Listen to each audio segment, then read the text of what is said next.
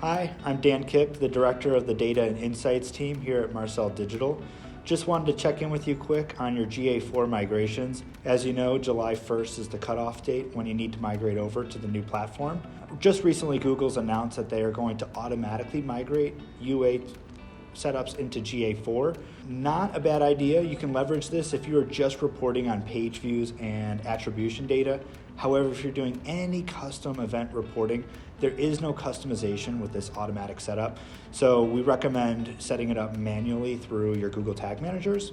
Also, an important note with GA4 is that there's a new limit. So you're still held responsible to the amount of data that you're allowed to capture in your GA4 tools. However, there's a new limit to the amount of times that you can request information from Google servers. So in theory, that's essentially loading a page in your GA4 dashboards or any Data Studio reports. Every time you load that, it pulls an amount of API credits that you have available. And we've been experiencing with smaller clients, somewhere up to about 100,000 hits total in their UA properties that are reaching these quotas. So in order to get around that, you either need to limit the scope of your reports or leverage the BigQuery data import tool and do all your reporting out of your data warehouse platform. If you need help with your analytics migration, feel free to reach out to us at Marcel. We'd love to understand what your current setup is and help make a plan of how to best set up GA4. Thank you.